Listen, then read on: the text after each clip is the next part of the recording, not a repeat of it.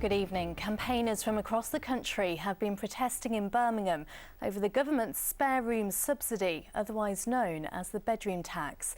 It follows the death of a 53-year-old woman who neighbours believe killed herself because she was worried about how she would afford to pay for her spare rooms. Stacey Foster has this report. They marched through the streets of Birmingham, united in their cause.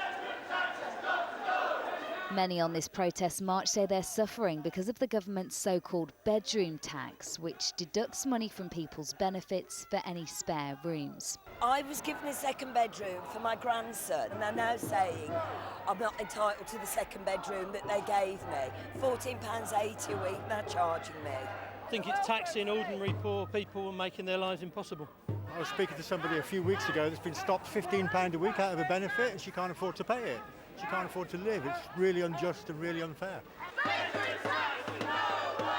This protest is one of many that has taken place across the country since the government introduced their controversial spare room subsidy policy, a policy which protesters say has already claimed one life.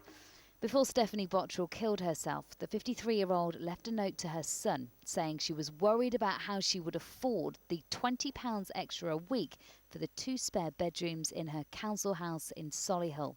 She's the first person who's committed suicide because of the bedroom tax. She walked out of her house one day in May, walked onto the motorway and threw herself under a lorry.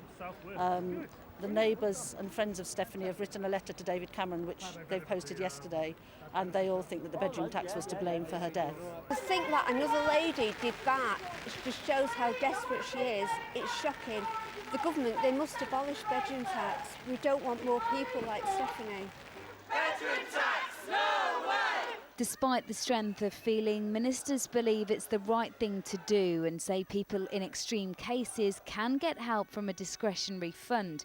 But campaigners say although Stephanie may have been the first person to die because of the spare room subsidy, they're convinced unless something changes, she won't be the last. Stacey Foster, ITV News.